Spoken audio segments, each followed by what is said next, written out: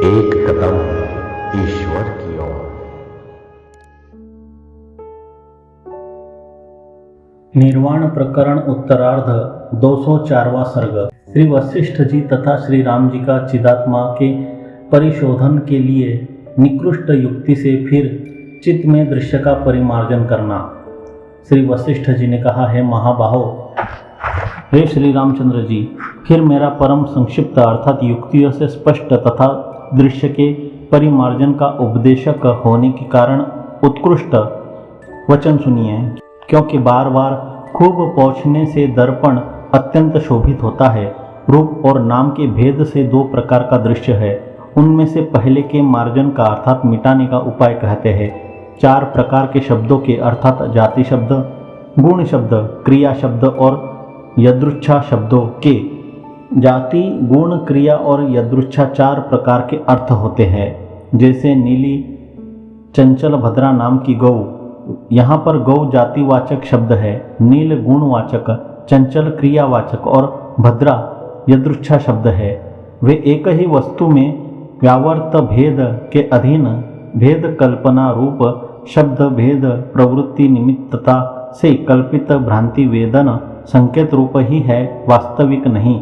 इस प्रकार अर्थ का परिमार्जन हुआ। अब दूसरे के अर्थात शब्द के मार्जन का उपाय कहते हैं। अर्थ के परिमार्जित होने पर निरर्थक शब्द जल ध्वनि के समान होकर नामता का त्याग कर अर्थता को प्राप्त हुआ। इसलिए अर्थ के परिमार्जन से शब्द का भी परिमार्जन हो गया। यूँ अर्थ और शब्द रूप दो प्रकार का ही दृश्य स्वप्न के समान चिदाभान मात्र सिद्ध हुआ। ऐसी अवस्था में जगत की उत्पत्ति कहाँ हुई? जब जागृत ही मिथ्या है तब जागृत ही संस्कार द्वारा स्वप्न दृष्ट पदार्थ बन जाता है और स्मरण के समान पदार्थ शून्य स्वरूप होकर सामने आता है। इसलिए वह संवेदन मात्र होकर अन्य आकार की भांति विस्तृत है। उसमें संवित से अतिरिक्त कुछ नहीं है।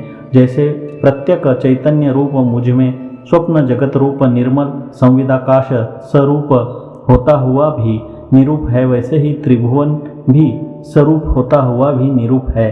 श्री रामचंद्र जी ने कहा, भगवान, चित्त में यह भूमि कैसे उत्पन्न हुई? पर्वत कैसे संपन्न हुआ? कैसे जल हुआ? कैसे पत्थर हुए? कैसे तेज हुआ? कैसे क्रिया हुई? कैसे काल हुआ? कैसे वायु हो गया? और कैसे चिदाकाश हो गया? यानी चित्त में जड़ता और भूमि आदि विचित्रता कैसे हो गई? यद्यपि यह सब मैं आपके उपदेश से जान चुका हूँ, मेरे विशद बोध के लिए फिर मुझसे कहने की कृपा कीजिए। श्री वशिष्ठ जी ने कहा, हे रघुवर, जरा कहिए तो सही, स्वप्न में दिखाई दिए महानगर में कैसे वास्तविक रूप से भूमि हो गई? कैसे आकाश हो गया? कैसे जल हो गया? कैसे पत्थर हो गए? कैसे तेज हो गया? कैसे दिशाएं हो गई? कैसे काल हो गया? और कैसे क्रिया हो गई? उन सब के निमित्त आदि सब कैसे हो गए, यह मुझसे कहिए। किसने इस स्वप्न में दृश्य जंजाल का निर्माण किया? किसने इसको जलाया और इसको लाया? किसने इसकी रचना की? किसने इसको विविध पदार्थों से भरा? कौन इसका उत्पादक है? किसने इसे प्रकट किया? इसका क्या स्वरूप है और क्या आकार प्रकार है? यानी स्वप्न दृश्य के समान ही इसकी संभावना करनी चाहिए। इस अभिप्राय को मन में रखकर प्रतिवादी से स्वयं प्रश्न के ब्याज से श्री वशिष्ठ जी ने श्री रामचंद्र जी के प्रश्न का उत्तर दिया।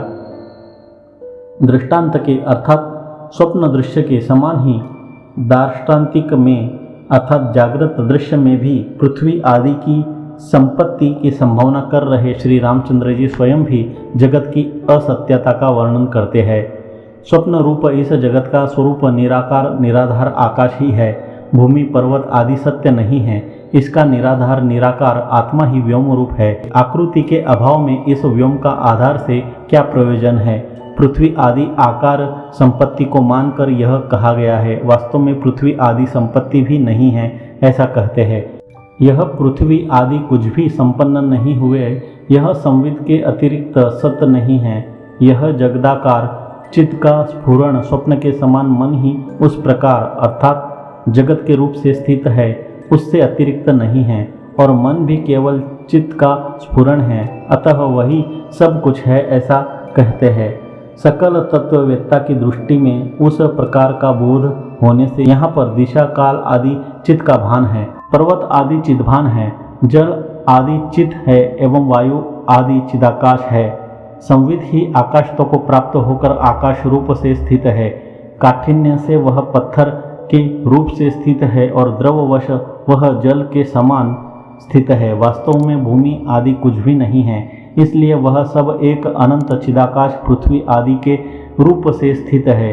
प्रसन्न अर्थात निश्चल सागर का जल द्रव रूप होने के कारण ही जैसे तरंग फेन आवर्त आदि अर्थात अभिन्न होता हुआ ही अपने में नाना होता है, चिति अपने में काठिन्य के संकल्प से पृथ्वी की तरह गिरिता को प्राप्त हुई है।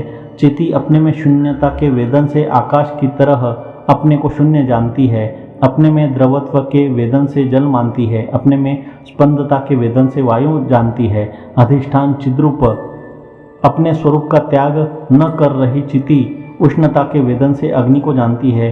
इस प्रकार के स्वभाव वाला ही यह आकाश रूप चित धातु बिना कारण, बिना गुण और बिना क्रम के जो कुछ इस प्रकार स्फुरित होता है, उसके अतिरिक्त जगत का तत्व वैसे ही यहाँ कुछ नहीं है। जैसे कि आकाश और सागर में शून्यता और जल के सिवा अन्य तत्व कुछ नहीं है। इदम अर्थात यह, त्वम अर्थात तुम और अहम अर्थात मैं इत्यादि जगत चिदाकाश के अतिरिक्त नहीं है, क्योंकि उसके बिना कुछ भी संभव नहीं है।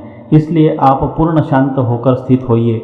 आप जैसे इस घर में स्वप्न मनोरथ आदि से अग्नि पर्वत आदि की बुद्धि करते हुए अग्नि पर्वत न होते हुए भी उसको अग्नि पर्वत देखते हैं, वैसे ही निराकार चिदाकाश को जगत के रूप में देखते हैं। सृष्टि के आदि में चिदाकाश ही देह तुल्य प्रतीत होता है, तब बिना कारण के असत से अर्थात अज्ञान से देहाकार चिति उदित होती है। वास्तव में देह उदित नहीं होता है। यह ज्ञानी जनों को विचार करना चाहिए। मन, बुद्धि, अहंकार, पंच महाभूत, पर्वत और दिशाएं ये सब शिलागर्भ के समान यथास्थित अनिवार्य है। इस तरह न कुछ उत्पन्न हुआ है न कुछ नष्ट हुआ है। यथास्थित यह जगत रूप ब्रह्मात्मा में स्थित नामक जो स्वरूप का प्रकर्ष से ब्रूहण है, वही यह जगत कहा गया है। यथार्थ सम्यक दर्शन से प्रबुद्ध बुद्धि वाले की दृष्टि से यह जगत भाव से भान भी अभान ही है, यानी वास्तव में शून्य चिदाकाश ही है। अप्रबुद्ध बुद्धि वाले यानी मूर्ख की दृष्टि से जैसा तैसा हो, उसके विचार से क्या प्रयोजन है, यह अर्थ है। 204वां सर्ग समाप्त।